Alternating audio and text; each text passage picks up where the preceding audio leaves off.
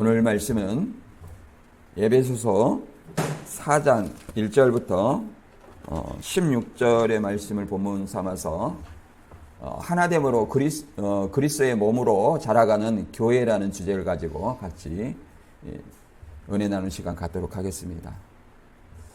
우리가 에베소서의 1장, 2장은 어떤 교리적인 어떤 측면이고, 이제 3장 이후에는 어떤 실천적인 어떤 면으로 우리가 살펴봅니다. 그래서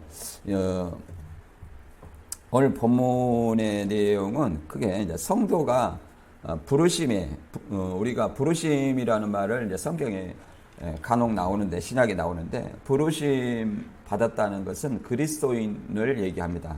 세상 가운데서 하나님께 불려왔다. 부르심에 이제 응답한 거죠. 그래서 합당하게 살아가게 하며 하나됨을 지키고, 하나됨이라는 것도 연합을 얘기합니다.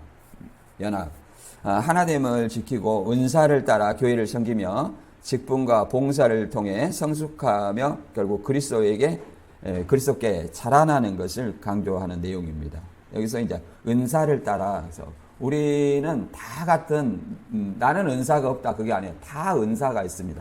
그러나 그 은사는 차이가 있는 거예요. 차이가. 마태 25장에도 1달란트, 2달란트, 5달란트 은사가 있듯이, 성경에는 이제 바울의 은사가 여러 가지 많이 나오고, 그러지만 베드로의 은사는 잘 나오지 않죠. 이런 것처럼 이렇게 은사가 다양합니다. 그리고 직분과 봉사, 이런 어떤 교회에 여러 가지 직분이 있죠. 이제 이런 것들에 대해서 본문을 설명하고 있습니다. 이거를 이제 말 그대로 다시 한번 에베소서를 살펴보면, 이제 3차 전도여행 때 가장 긴 기간, 2년 3개월 동안, 횟수로는 3년이라고 얘기하죠. 고린도 교회가 1년 6개월 동안 세웠다면, 에베소 교회는 2년 3개월이면 굉장히 긴 기간. 사도행전에서는 바울이 에베소를 떠날 때 3년간 눈물로 기도하는 것을 너희는 생각하라, 이렇게 얘기할 정도로 굉장히 긴 기간을 이렇게 얘기를 합니다. 그래서 이 에베소서의 이제 1장, 2장은 하나님의 어떤 구원 계획과 그리스도를 통한 유대인과 이방인의 막힌담을 허시고 십자가를 허신 어떤 진리를 선포합니다. 그래서 1장은 창세부터 그리스도 안에서 예정된 하나님의 구원 역사와 성령의 인치심으로 보증된 성도의 기업에 대해서 다루며, 성령의 인치심, 복음을 믿는 자에게 성령 인치시죠. 그리고 2장은 허물과 죄로 죽었던 인간이 그리스도의 십자가의 은혜로 구원받고, 본래 원수였던 유대인과 이방인이 십자가를 통해서 하나가 되어 교회라는 새로운 공동체를 이루게 된 이제 교리적 토대를 설명합니다. 그리고 이제 3장의 내용은 바울이 자신을 이방인의 사도로 부르심을 받았다, 이렇게 밝히고, 유대인과 이방인이 복음 안에서 하나 되는 하나님의 비밀을 설명하고, 성도들이 성령의 능력으로 강건해져서 그리스도의 사랑을 알고 충만하게 이르기를 이제 기도하는 어떤 내용입니다. 이제 실천적인 기도 내용이고, 본문의 이제 4장은 이제 교리적인 면에서 이제 실천적인 면으로 전환되는 어떤 부분입니다. 특히 본문에서는 교회의 일체성, 연합에 대해서 강조하는 내용입니다. 바울은 하나님의 비밀은 하나님과 성도들의 연합, 또 성도들 상호 간의 연합, 이걸 하나됨이라고 얘기를 합니다. 하나됨. 교회라는 어떤 것도 부르심을 받은 자들의 모임이잖아요. 그리스도인의 모임 공동체다. 예, 교회는 연합 정신이에요. 서로 연합. 형제가 서로 연합하니 어찌 그리 좋은 거, 이런 어떤 시편의 말씀도 있듯이, 이 본문에서는 연합의 비밀이 교회의 일체성으로 나타난다고 말하고, 교회가 하나 되는 어떤 요소를 이렇게 설명합니다. 첫째, 하나 되게 하는 교회의 덕목들, 덕목들에 대해서 설명하고, 둘째는 하나됨이 성경적인 원리라고 얘기합니다. 성경적인 원리. 그 다음에 셋째는 유기적인 어떤 교회의 직분, 이 직분을 통해서 교회가 이렇게 하나 된다, 이렇게 얘기해요. 하나됨의 원리를 이렇게 얘기를 합니다. 그럼 직분들이 뭐 서로 다른 어떤 직분들이 있죠. 목사와 교사, 뭐 전도하는 자, 성도, 뭐 이렇게 서로 직분이 있습니다. 이것이 유기체적인 어떤 직분으로 얘기합니다. 손과 발, 눈과 손, 뭐 이렇게 우리 몸으로 비유하죠. 넷째는 그리스도를 향하는 한 가지 목표입니다. 이들을 통해서 교회의 일체성, 곧 연합을 이룰 수가 있다, 이렇게 얘기를 합니다. 이것의 이제 흐름이 아버지 하나님의 아버지 되심과 이제 성령이 우리 안에 내재하여 강건하는 것을 얘기하시고, 그 다음에 하나님의 영광을 위한 교회라는 어떤 흐름으로 이어지게 됩니다. 그래서 본문을 한번 읽어보고 같이 은혜 나누는 시간 갖도록 하겠습니다. 본문 에베소 4장 1절 이하입니다. 그러므로 주 안에서 갇힌 내가 너희를 권하노니 너희가 부르심을 받은 일에 합당하게 행하여 모든 겸손과 온유로 하고 오래 참음으로 사랑 가운데서 서로 용납하고 평안에 매는 줄로 성령이 하나 되게 하신 것을 힘써 지키라. 몸이 하나요 성령도 한 분이시니 이와 같이 너희가 부르심의 한 소망 안에서 부르심을 받았느니라. 주도 한 분이시요 믿음도 하나요 침례도 하나요 하나님도 한 분이시니 곧 만유의 아버지시라. 만유에 계시고 만유를 통일하시고 만유 가운데 계시도다. 우리 각 사람에게 그리스도의 선물의 분량대로 은혜를 주셨나니 그러므로 이르기를 그가 위로 올라가실 때 사로잡혔던 자들을 사로잡으시고 사람들에게 선물을 주셨다 하였도다. 올라가셨다 하셨은즉 땅 아래 낮은 곳으로 내리셨던 것이 아니면 무엇이냐. 내리셨던 그가 곧 모든 하늘 위에 오른 자니 이는 만물을 충만하게 하려 하심이라. 그가 어떤 사람은 사도로 어떤 사람은 선지자로 어떤 사람은 복음을 전하는 자로 어떤 사람은 목사와 교사로 삼으셨으니 이는 성도들을 온전하게 하며 봉사일을 하게 하며 그리스도의 몸을 세우려 하심이라. 우리는 다 하나님의 아들을 믿는 것과 아는 일에 하나가 되어 온전한 사람을 이루어 그리스도의 장성한 분량이 충만한 데까지 이르리니 이는 우리가 이제부터 어린아이가 되지 아니하여 사람의 속임수와 간사한 유혹에 빠져 온갖 교훈의 핑저에 밀려 요동하지 않게 하려 함이라. 오직 사랑 안에서 참된 것을 하여 범사에 그에게까지 자랄지라. 그는 머리니 곧 그리스도라. 그에게서 온 몸이 각 마디를 통하여 도움을 받음으로 연결되고 결합되어 각 지체의 분량대로 역사하여 그 몸을 자라게 하며 사랑 안에서 스스로 세우느니라. 아멘. 말 그대로 에베소서는 말 그대로 부르심에 합당한 삶, 그 다음에 부르심에 합당한 삶을 통해서 교회의 하나됨의 어떤 근거를 얘기를 하고 각 사람에게 주신 은혜의 다양성과 그 다음에 교회 직분의 역할, 그 다음에 성숙한 교회의 모습까지 이제 자라가는 이런 얘기를 합니다.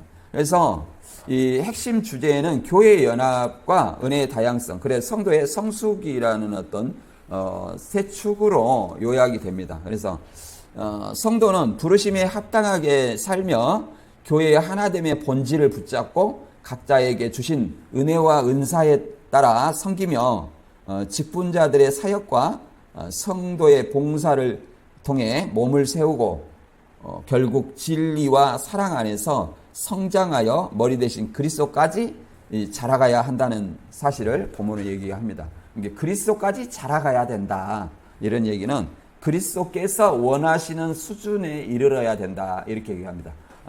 뭐 하루아침에 이것이 되는 것은 아니겠죠.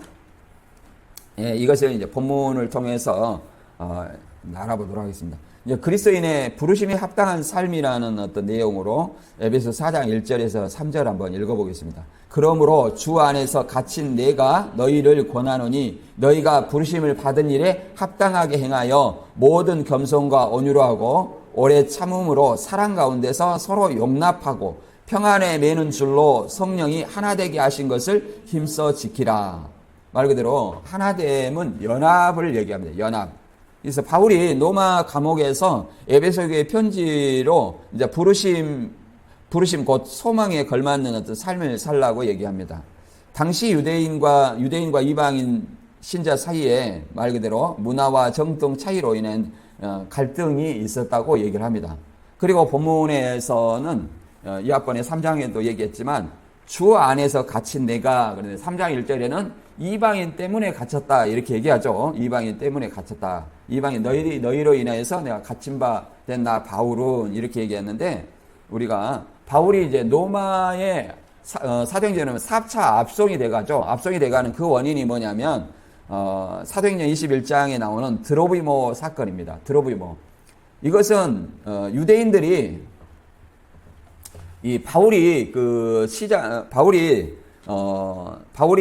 드로비모, 이방인 드로비모 함께 있는 것을 보고 유대인들이 성전에 데리고 들어갔다 이렇게 얘기합니다. 이게 본질적인 어떤 이렇게 바울을 이렇게 고소하게 된 것은 물론 허위 사실이지만 고소하게 된 것은 바울이 율법과 할례를 전하지 않고 뭘 전하는 거예요?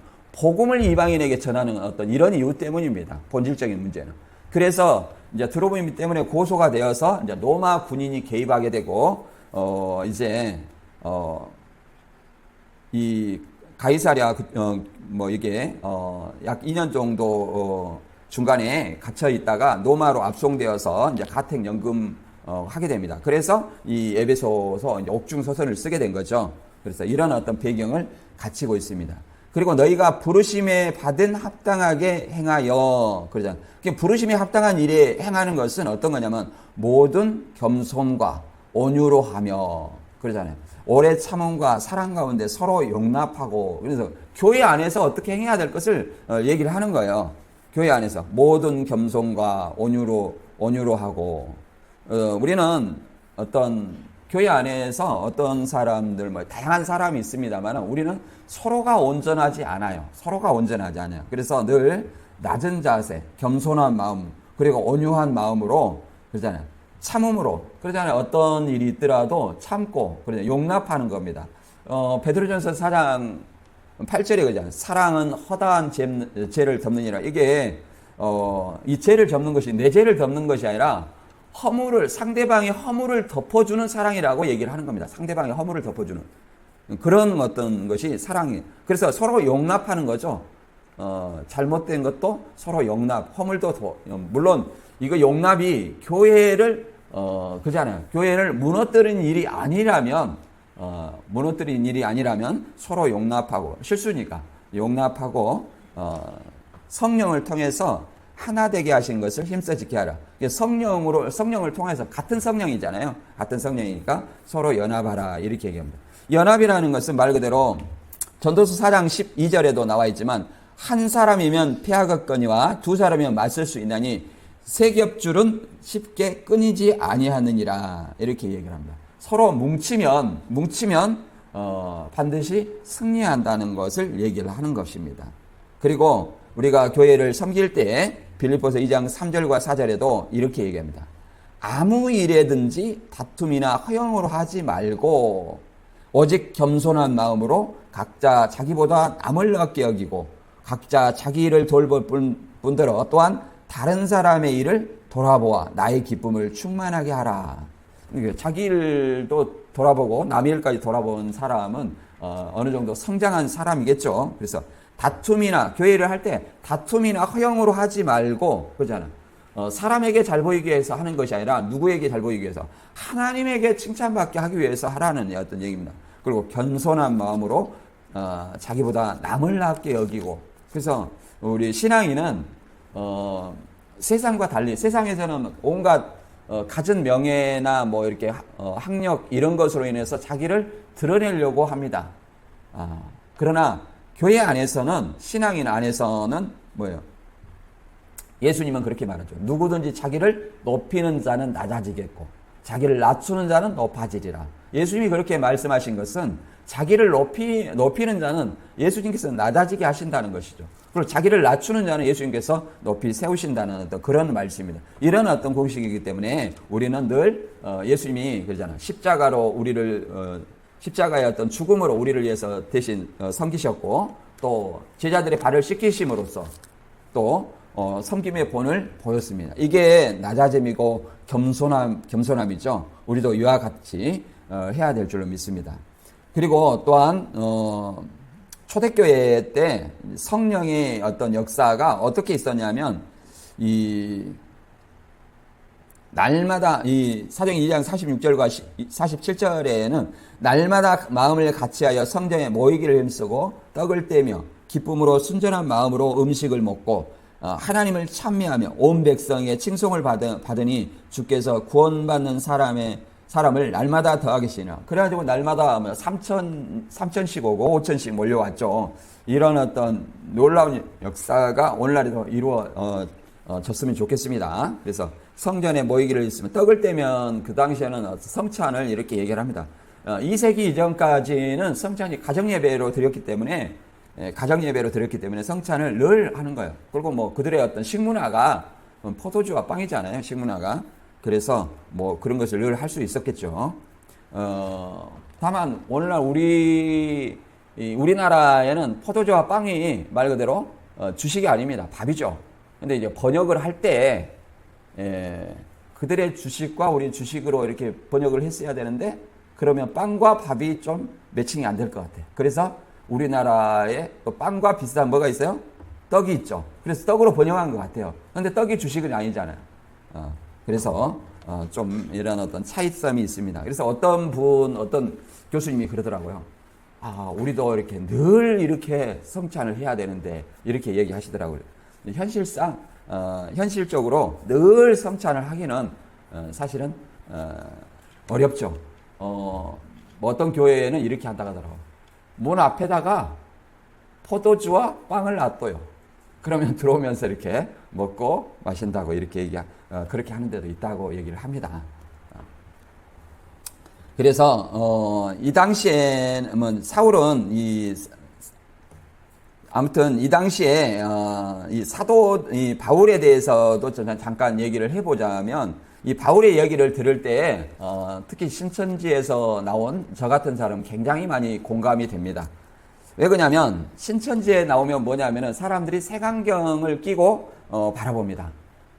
이게 스파이가 아닌가 하고 두려워하고, 심지어는 어떤 교회 목사님은 이렇게도 얘기를 했다고 얘기를 해요. 새벽기도, 그다음 개척교회예요. 사람이 몇 명 안 돼. 이제 개척교회니까 자기 부부 그리고 한두 사람 이 정도 있었어요. 그때 이제 새벽기도 5시 기도를 하는데 부부가 왔다는 거예요. 그건 얼마나 반갑겠습니까? 그런데 그 부부가 목사님이 이렇게 자기가 설교를 하고 있는데 목사님의 눈을 많이 쳐다보고 있더래요. 그러니까 갑자기 등골이 서늘하더래요. 그래서 자기가 생각을 했대요. 이게 신천지인가? 딱 이렇게 생각이 되더라는 거예요. 그래가지고 무서워가지고 다음날 새벽 기도를 5시 하던 것을 6시로 늦췄다는 거예요. 그래갖고 5시부터 쫙 봤더라는 거예요. 문 두들기더라는 거예요. 그러니까 자기가 안 열어주고 6시로 늦춰가지고 좀 했더라는 거예요. 그래가지고 그분을 계속 피했는데 일주일 동안 피하니까 그다음부터 안 나오더라는 거예요. 그래가지고 내가 드디어 신천지와 승리했다 이렇게 얘기하다는 거예요. 이게 맞을까요? 예. 궁예 간신법이 갑자기 생각나더라고요. 그 얘기를 들으니까. 간신법으로. 성도들이 목사의 눈을 보고 이렇게 바라보고 그 예배를 보지, 이게 고개를 이게 책상 보고 책 보고만 있습니까? 그렇지 않잖아요. 그런데, 제가 볼 때는 뭔 잘못을 해서 등골이 서늘하거나 이런 생각도 해봤어요. 그러잖아요. 아무튼 여기에 보면 아무도 바울을 믿어주지 않았어요. 회심했다는 것을. 근데 누구의 도움으로 이렇게 그 사역을 시작했냐면 바나바라는 사람을 통해서 사역을 시작한 거예요. 그래서 바나바는 사도행전에 보면 굉장히 어떤 성격이 좋은 사람으로 이렇게 묘사됐어요. 성경에 그렇게 묘사된 사람이 그게 드뭅니다. 근데 바울이 바나바 때문에 그러잖아요. 그 회심했지만 3년 동안 어디에 있어요? 길리기아 다소 자기 고향에서 치과하고 있었어요. 물론 다메섹에 가고 아라비아 가고 베드로 사도를 예루살렘에 가서 만나기를 했지만 그 길리기아 다소에서 치과했습니다. 그때 그 소식을 들은 바나바가 이제 끄집어내어 왔죠. 그래서 안디옥에서 이제 사역을 같이 하게 된 거 아닙니까? 사도행전 9장 26절에 보면 그런 이렇게 사울을 믿지 못하는 그런 내용이 납니다. 사울이 예루살렘에 가서 제자들 사귀고자 하나 다 두려워하여 그가 제자됨을 믿지 아니하니 바나바가 데리고 사도들이 가서 그가 길에서 어떻게 주를 보았는지와 주께서 그에게 말씀하신 일과 다메섹에서 그가 어떻게 예수의 이름으로 담대히 말았는지를 전하니라. 이렇게 바나바는 사울을 이렇게 했다는. 또 더 나아가서 바나바는 이제 바나바 바울이 1차 전도 여행을 떠나고 마가를 데리고 떠났죠. 마가는 바나바의 조카예요. 조카인데 데리고 떠났는데 너무 중간에 힘들어가지고 마가가 중간에 유턴해가지고 돌아가 버렸어요. 안디옥으로. 그러면 다시 이제 2차 전도 여행을 떠날 때 바울과 바나바의 성격이 극명하게 나타납니다. 바울은 용서가 없어. 이렇게 중간에 중단한 사람은 말 그대로 다시 전도 여행을 함께 할 수 없다. 그러나 바나바는 아니다. 한 번 더 기회를 줘야 된다. 이렇게 둘이 다툼이 된 거예요. 그래서 끝내 합의점을 찾지 못하고 이것까지라도 하나님께서는 전도의 어떤 목적으로 사용하셨죠. 말 그대로 바울은 신라를 데리고 2차 전도여행을 떠나고 바나바는 마가를 데리고 전도여행을 떠났습니다. 그래서 우리 사복음서에 뭐가 있어요? 마가복음이 있죠. 12사도는 아니지만 그만큼 바나바의 헌신적인 어떤 사랑으로 다시 한번 기회를 통해서 마가가 회심한 것을 우리가 볼 수 있어요. 그래서 더 열심히 해서 마가복음이라는 내용도 기록해서 정경으로 채택된 어떤 사실을 우리가 보면 어떤 사람이 한번 실수를 했다고 해서 그걸 내칠 것이 아니라 다시 바나바처럼 또 그런 어떤 헌신하는 사랑과 용서가 필요하다는 것을 우리가 이해를 해볼 수 있습니다. 그 다음에 교회의 연합에 대해서 설명하는 에베소서 4장 4절에서 6절 한번 같이 읽어보겠습니다. 시작. 몸이 하나요 성령도 한 분이시니 이와 같이 너희가 부르심의 한 소망 안에서 부르심을 받았느니라. 주도 한 분이시요 믿음도 하나요 심례도 하나요 하나님도 한 분이시니 곧 만유의 아버지라. 만유에 계시고 만유를 통일하게 하시고 만유 안에 계시도다. 이렇게 얘기를 합니다. 이게 하나됨, 곧 연합을 얘기를 합니다. 우리 하나됨을 연합으로 표현하죠. 근데 연합에 대해서는, 종교다원주의가, 에큐메니카르라 일치화 운동을 얘기를 합니다. 일치화 운동을 얘기하는데, 말은 좋습니다. 모든 종교에게 예수 그리스도를 믿을 수 있는 길을 열어놓았다. 얼마나 좋은 얘기입니까? 좋은 얘기예요. 근데, 가서 하는 행위는 부처님, 성모 마리아님, 대종사님, 나미아미 탑을 아멘 이렇게 하고 있으면 이게 일치화 운동인가요? 예수 그리스도 일치화 운동인가요? 아니에요. 이게 종교다원주의예요. 그래서 WCC, WEA 이런 어떤 그리스도를 배신하는 하나님을 배신하는 배교와 배도가 날이 갈수록 만연해 있다. 그래서 우리 개혁주의 보수는 오직 세상에 물들지 아니하고 종교다원주의에 물들지 아니하고 하나님만을 믿고 또 성경대로 믿는다는 것이 우리 개혁주의 보수 정신이다. 이렇게 이해를 해야 됩니다. 요한복음 17장 21절과 22절에 보면 이 하나됨의 근거가 나옵니다. 아버지께서 내 안에 계시고 내가 아버지 안에 있는 것 같이 그들도 하나가 되어 우리 안에 있게 하소서. 그래서 아버지께서 나를 보내신 것을 세상이 믿게 하소서. 아버지께서 내게 주신 영광을 내가 그들에게 준 것은 아버지와 내가 하나인 것처럼 그들도 하나가 되게 하기 위해서입니다. 이렇게 얘기합니다. 서로 하나가 돼서 예수님이 아버지 안에 또 제자들이 예수님 안에 그리고 제자들도 하나가 되게 하기 위해서다. 이렇게 이제 기도를 하는 겁니다. 예수님이 떠나기 위해서 이제 기도를 하는 거죠. 그래서 오늘날에는 유대인과 이방인도 말 그대로 하나가 되게 하셨다. 이렇게 얘기합니다. 예수님의 십자가로. 그래서 에베소 2장 14절에 그러잖아요. 유대인과 이방인의 담을 십자가로 헐어 하나가 되게 하셨다. 이렇게 얘기합니다. 그래서 유대인과 이방인의 차별이 있어요, 없어요? 로마서 10장 12절에는 유대인이나 헬라이나 차별이 없음이라 이렇게 얘기를 하고 있습니다. 그래서 더 나아가서 이제 갈라디아 3장 28절에도 이렇게 얘기를 합니다. 너희는 유대인이나 헬라인이나 종이나 자유인이나 남자나 여자나 다 그리스도 예수 안에서 하나이니라. 이렇게 합니다. 종이나 주인이나 자유인은 주인을 얘기하는 거죠. 말 그대로 빌레몬서가 그러잖아요. 빌레몬서가 종과 주인의 이 주인을 이렇게 얘기를 하는 거잖아요. 종과 주인, 빌레몬서. 빌레몬에게 편은 오네시모를 위해서 이렇게 편지를 쓴 거죠. 그 다음에, 몸도 하나요, 성령도 한 분이니 부르심이 한 소망인 같은 소망. 우리 예수 그리스도를 믿음으로 인해서 우리의 소망은 뭡니까? 하나님과 예수님과 하나 같이 사는 부활과 영생의 소망이 있죠. 영생의 소망. 그래서 세상에는 많은 신과 많은 주가 있다 얘기를 합니다. 그러나 오직 우리에게 한 분뿐인 하나님은 성부 하나님, 성자 하나님이 있다 얘기합니다. 많은 신과 주가 있다 이렇게 얘기하는데 고전 8장 5절과 6절에 보면 이렇게 말합니다. 사람들은 하늘과 땅에 많은 신과 주가 있다고 말합니다. 여기서 무엇을 얘기하냐면 사람들이 만들어 놓은 신과 주를 얘기합니다. 바알 신도 있고 아세라 신도 있고 뭐 그잖아요. 이런 어떤 신들이 있고 또 그리스 신화의 신들도 있고 이런 것들이 또 뭐예요? 다 사람들이 만들어 놓은 신들이다. 구전으로 전해놓은 어떤 신들이잖아요. 그 신들. 그래서 있다. 그러나 우리에게는 아버지신 하나님 한 분뿐이십니다. 그리고 그분은 만물을 창조하셨고 우리도 그분을 위해서 존재합니다. 또 우리의 주님도 예수 그리스도도 한 분뿐이십니다. 그분을 통해서 만물이 창조되었고 우리도 그분을 통해서 존재하고 있습니다. 예수님을 통해서 우리는 하나님을 위해서 존재한다. 이렇게 얘기합니다. 성부 하나님은 예수님을 통해서 모든 만물을 창조하셨다. 이렇게 얘기합니다.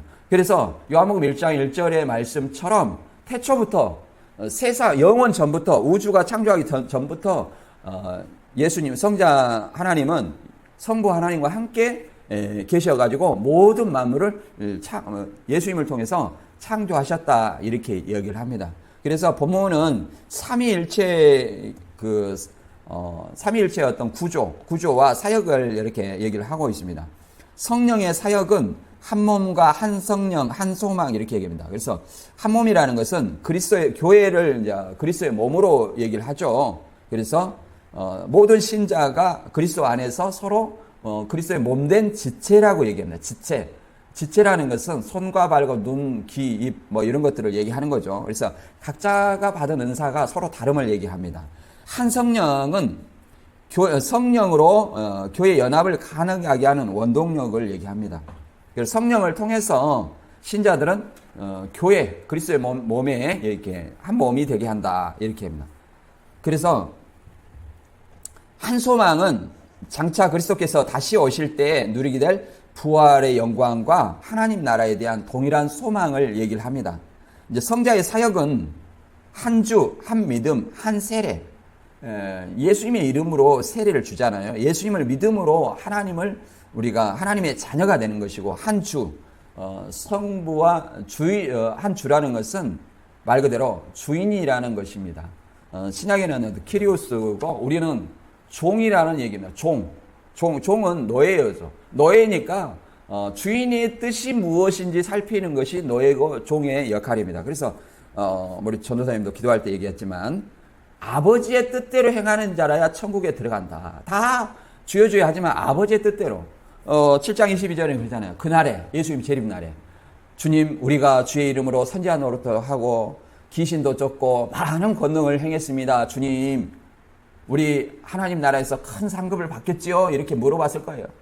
예수님이 뭐라고 말하냐면 불법을 행하는 자들아 내게 떠나가라 이렇게 얘기를 한다는 겁니다. 뭘 모르면 아버지의 뜻을 모르면 자기 의로 열심히 행한다는 거야. 자기 의로 사람이 보이기 위해서 얼마나 열심히 했겠습니까? 그러나 그날에 불법자가 되면 그만큼 억울한 일도 없을 거예요. 그래서 아버지의 뜻을 알고 우리가 열심히 내야지 자기 의로 열심히 내봤자 그것은 사람에게 보이기 위한 것밖에 안 된다. 하나님의 뜻이 무엇인지 알고 열심을 내야 된다. 그 다음에 성부의 사역은 한 하나님이라고 얘기했는데 성부의 사역을 얘기합니다.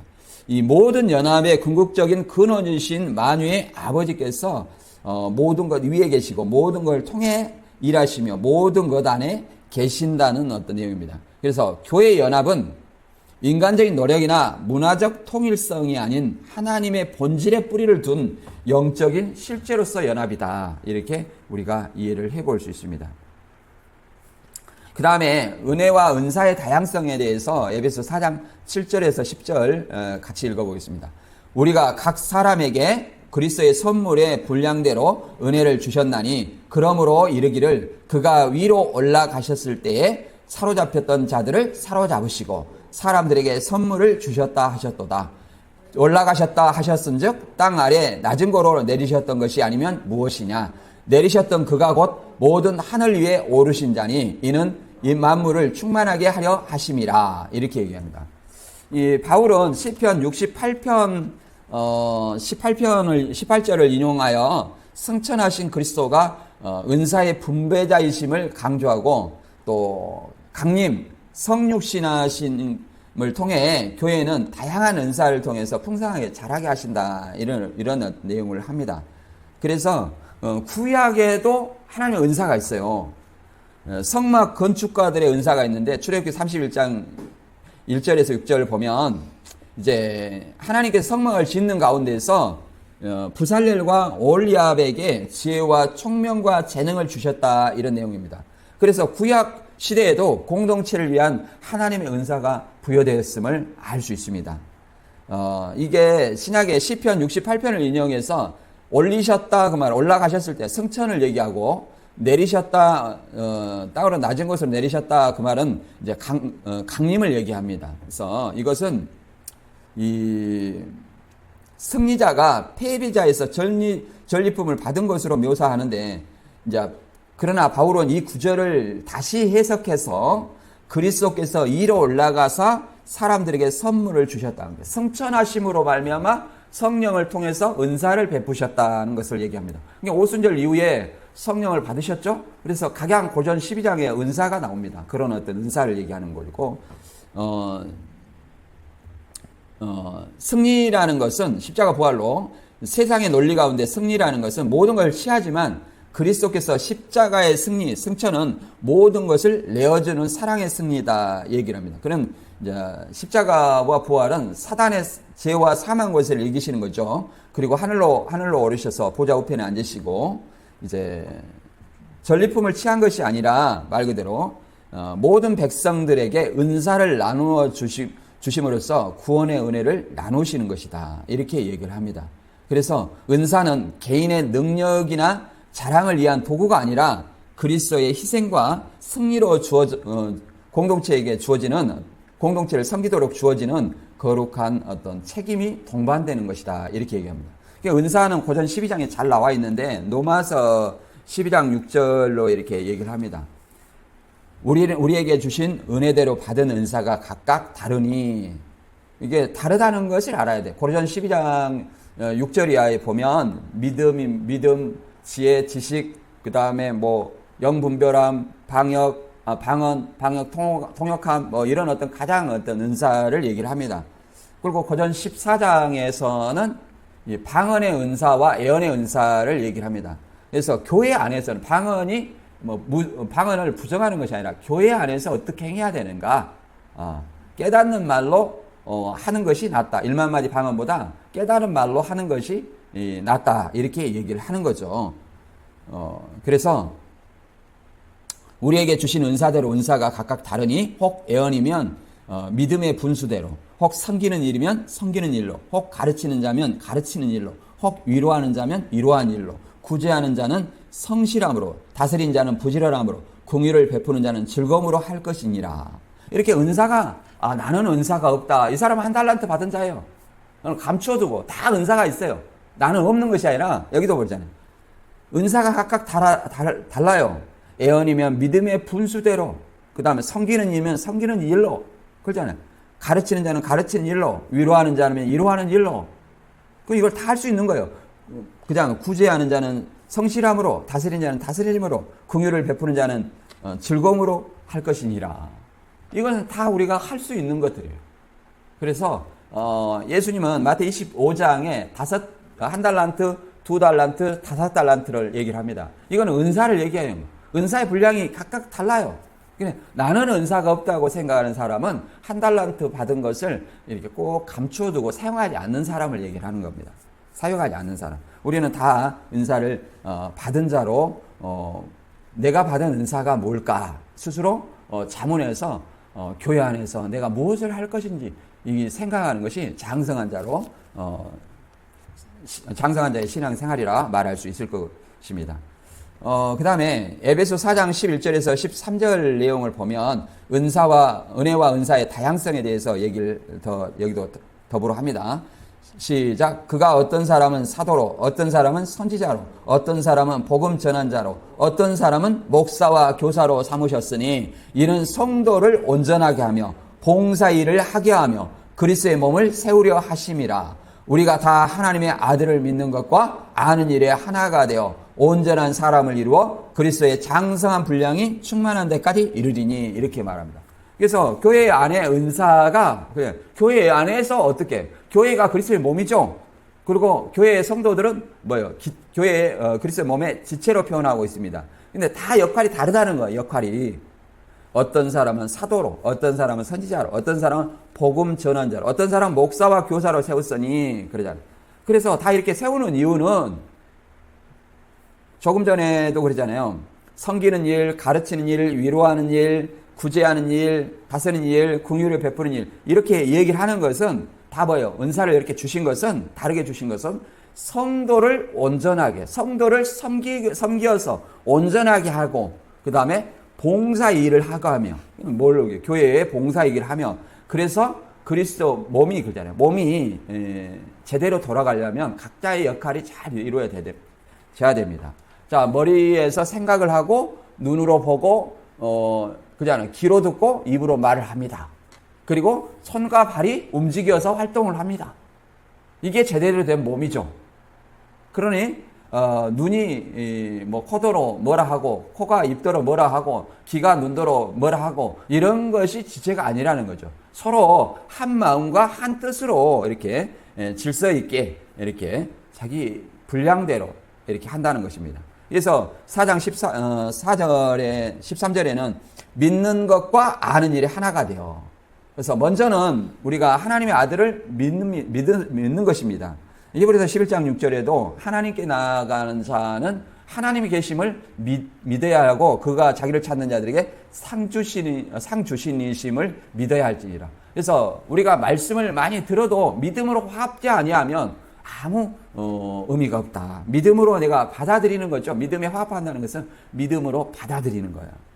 그래서 11절에 이제 사도가 선지자가 오늘날이 있느냐? 어떤 사람은 선지자라고 얘기합니다. 우리 개혁주의는 이렇게 얘기합니다. 성경의 계시가 완성된 이유는 폐지되었다. 왜 그러냐면 선지자와 사도는 직통 계시를 받는 사람들, 직접 계시를 받는 사람들이에요. 그래서 성경이 397년 이렇게 완성이 됐잖아요. 정경이 완성됐고 그 이후로는 직통 계시를 얘기하면 간혹 그 성도들이 그런 얘기를 하면 그냥 애교로 넘어갑니다. 아우 그러세요 하고 넘어가지만 가르치는 자가 그렇게 하는 것은 이게 문제가 돼요. 그거는 문제가 됩니다. 성도들이 하는 것은 그냥 아량으로 그냥 자기가 뭐 계시 받았다 하니까 아 저분은 저런가 보다. 그걸로 이제 가르칠 기회가 있으면 그냥 그들이 내 말을 듣고 받아들일 준비가 되면 그렇게 가르칠 수 있지만 그냥 성도들은 애교로 봐줄 수 있는 거죠. 그러나 가르치는 사람은 문제가 되겠죠. 오늘날에는 복음 전도자와 목사와 교사의 역할을 이렇게 얘기하죠. 복음 전도자, 목사와 교사의 역할. 그 다음에 다양한 어떤 섬김이 있죠. 이런 어떤 있다. 그래서 우리는 마태 28장 19절과 20절에 모든 사람으로 성부와 성자와 성령의 이름으로 세례를 주고 제자를 삼아 가르치라 이렇게 얘기하고 사도행전 20장 28절에는 성령이 감독자로 세운 장로들이라고 얘기합니다. 초대교회는 장로가 교회 담임이에요. 장로가. 그리고 그 장로들의 모임, 그 장로들을 또 위에 있으신 분이 뭐 감독이에요. 그러니까 감독과 장로. 이제 우리 목사라는 제도는 종교개혁 이후에 1517년 종교개혁 이후에 이 본문에 나온 목사와 교사로 되었어요. 이 목사가 이렇게 목사로 번역을 한 겁니다. 양을 치는 목자인데 목사로 번역한 거예요. 그래서 어떤 사람은 성경에 목사가 어디가 있냐 이렇게 얘기하는데 양이 성도이기 때문에 목사라 해도 뭐 큰 무리는 없는 거죠. 틀린 말은 아니라 얘기를 할 수 있습니다. 그래서 이 말씀으로 디모데후서 3장 16절과 7절에는 말씀으로 성도들을 온전케 한다 이렇게 얘기하는 거죠. 이런 어떤 것이 교회의 은사의 다양성이라 얘기를 할 수 있습니다. 그 다음에 4장 14절에서 16절에는 이제 성숙한 교회와 그리스도의 몸의 성장을 얘기합니다. 누구까지 성장하냐면 그리스도의 충만한 분량이라고 얘기를 합니다. 충만한 분량. 믿는 것과 하는 것에 그리스도의 충만한 분량. 이것을 4장 14절 이하 읽어보겠습니다. 이는 우리가 이제부터 어린아이가 되지 아니하며 사람의 속임수와 간사한 유혹에 빠져 온갖 교훈의 풍조에 밀려 요동하지 않게 하려 함이라. 오직 사랑 안에서 참된 것을 하여 범사에 그에게까지 자랄지니 그는 머리니 곧 그리스도라. 그에게서 온 몸이 각 마디를 통하여 도움을 받음으로 서로 연결되고 결합되어 각 지체의 분량대로 역사하여 그 몸을 자라게 하여 사랑 안에서 스스로 세우느니라. 사랑 안에서 스스로 세우니라. 모든 것 위에 우리가 신구약을 통틀어서 한마디로 얘기하면 사랑입니다. 하나님 사랑, 이웃 사랑인데 하나님 사랑도 형제를 사랑하지 않는 자는 거짓말이라고 얘기합니다. 눈에 보이는 형제도 사랑하지 못하는데 어떻게 하나님 사랑하냐. 한마디로 성경은 형제를 사랑하는 거예요. 교회의 연합입니다. 사랑으로 서로 교회의 연합을 얘기하는 거죠. 그래서 어린아이가 되지 아니하며 그잖아요. 어린아이가 되지 아니하는 것은 믿기만 하면 어린아이의 신앙이라고 얘기하는 거예요. 믿기만 하면. 그러나 믿는 것과 아는 것에 지식에 그리스도의 어떤 장성한 분량에 충만한데 여기도 그러잖아요. 사랑 안에서 참된 것을 하여 범사에 그에게까지 예수님에게까지 자랄지니라. 예수님에게까지 어떻게 우리가 언제 자라겠어요? 사실은 우리가 죽는 순간 그렇게 됩니다. 온전히 성화를 이루어서 거기까지 도달할 수 있어요. 그러나 우리가 이제 살아있을 때는 지식으로 나름대로 열심히 성장을 하지만 늘 우리는 육신을 가진 죄인이기 때문에 죄의 속성을 가지고 있기 때문에 늘 나의 죄를 고백하고 실수도 하고 허물이 많습니다. 이런 것들을 늘 내 죄를 고백하고 성화의 삶을 사는 것이 이제 우리 지상교회의 본분이라고 얘기를 할 수 있죠. 그래서 사랑 안에서 참된 것을 하여 범사에 그에게 자랄지니라. 그에게서 온 몸이 그냥 예수 그리스도를 통해서 예수 그리스도가 머리죠. 온 몸이 각 마디를 통하여 온 몸이란 교회죠. 온 몸이 각 마디를 통하여 도움을 받음으로 연결되어 결합되어 그냥 도움을 받으면 온 몸이 뭐예요? 우리 성도들이죠. 성도들이 서로 도움을 받음으로 마디를 통하여 연결되고 결합하여 각 지체의 분량대로 역사하고. 그러니까 은사가 다 다르고 믿음의 분량이 다 달라요. 똑같이 할 수는 없어요. 역사하여 그들을 자라게 하여 사랑 안에서 스스로 세우느니라. 그러잖아요. 어린아이는 누가 세워줘야 되지만 장성한 자는 이제 스스로 세워져 간다는 것을 얘기를 합니다. 그래서 히브리서 5장 14절에도 그러잖아요. 어른이 되면 단단한 음식도 먹게 됩니다. 성인은 지각을 사용하여 계속 훈련함으로써 성과 악을 분별합니다. 훈련이 연단이 필요하다는 거예요. 연단은 각종 시험도 오고 넘어지기도 하고 그러는 거죠. 그래서 이 성장하는 것은 지식의 성장은 대표적으로 이제 아볼로라는 유대인이 있어요. 알렉산드리아 출신 아볼로가 있는데 그는 바울처럼 성경의 박사였나 봐요. 성경을 굉장히 많이 알았어요. 그래서 많이 알았는데 그것이 잘 이해가 안 됐을 수도 있죠. 그런데 세례요한을 통해서 예수님을 믿게 된 거예요. 세례요한의 세례를 통해서. 그러니까 세례요한을 통해서 예수님을 믿게 되고 예수님의 관점으로 모든 성경 해석을 통해서 예수님을 전하고 있었어요.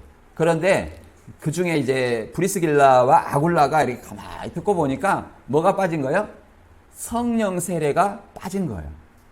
성령에 대한 어떤 그냥 보혜사 성령이 구약 성경에 나옵니까? 안 나오잖아요. 그게 빠진 거예요. 그래서 브리스길라와 아굴라가 그를 데려다가 하나님의 말씀, 곧 성령에 대해서 자세히 설명을 한 거예요. 그러니까 성령에 대해서 알지 못하면 불완전한 복음이라고 얘기할 수 있어요. 불완전한. 그래서 이 아볼로라는 유대인은 유대 신자죠. 이 아볼로라는 유대인은 브리스길라와 아굴라를 통해서 온전한 어떤 복음을 전하게 됐고 결국은 고린도 교회의 감독이 되었죠. 감독이 바울이 세워놓은 고린도 교회에 누가 아볼로가 감독이 되어서 이렇게 일을 하게 된 겁니다. 우리도 마찬가지예요. 때로는 그러잖아요. 다 믿음의 분량, 지식의 분량 이게 다 다릅니다. 또 온전하지 않아요. 이 지상교회는 서로가 실수가 많고 또 실족해 하는 일도 있고 또 실족하는 사람도 있고 그런 사람이 있습니다. 누구만 바라보고 신앙해야 돼요? 하나님만 바라보고 그런 어떤 실족해 하는 일이 있으면 그걸 또 어떻게 바로 세울까? 또 나는 실족하지 않아야지 이런 어떤 마음으로 우리가 교회 안에서 살아가야 될 줄 믿습니다. 본문을 다시 한번 정리를 하면 우리 교회의 존재 목적과 사명이 본문에서는 잘 나타납니다. 교회는 단순한 모임이나 종교단체가 아니라 삼위일체 하나님 안에서 연합한 그리스도의 몸이다. 이렇게 얘기합니다. 우리는 이 부르심 앞에서 겸손과 온유, 오래 참음, 사랑으로 하나됨을 사랑으로 연합함을 힘써 지켜야 된다. 이렇게 말합니다. 그러나 하나됨은 머물러 있는 것이 아니라 은사와 직분을 따라 섬김과 훈련 속에서 점점 자라가야 합니다. 나무가 하루아침에 되는 건 아니죠. 우리 교회도 나무를 심으면 잘 안 되는데 이 환경이나 또 그걸 키우는 사람이 어떤 실수로 이렇게 계속 죽게 되는 거죠. 그러듯이 똑같습니다. 궁극적으로 우리 모두는 어린아이와 같은 신앙에서 점점 자라나 어디로 자라가야 됩니까? 성숙한 신앙의 단계에 나가야 됩니다. 그래서 성숙한 성도로 세워져서 스스로 이제 자라가야 됩니다. 스스로. 교회 연합은 선택이 아니라 본질입니다. 성령 안에서 이미 하나 된 교회는 우리가 지켜야 할 거룩한 사명입니다. 성숙 없는 연합은 허약이고 연합 없는 성숙은 불가능합니다. 성도의 성장은 공동체 안에서 공동체의 연합은 성도의 성숙을 통해서 완성되어져 갑니다. 그리스도의 몸된 교회의 목표는 머리 대신 그리스도께 자라가는 것입니다. 그러니까 그리스도께 자라가는 예수님을 바라보고 자라간다는 것을 얘기합니다. 우리의 신앙과 섬김은 결국 그리스도를 닮아가는 여정입니다. 그리스도를 닮아가는 여정이 뭐예요? 성화의 삶입니다. 그러므로 우리는 각자 교회가 복음에 합당한 삶을 살아가며 하나됨 속에서 성숙해지고 성숙 속에서 서로 견고한 연합을 이루어가는 교회가 되기를 주님의 이름으로 축원합니다.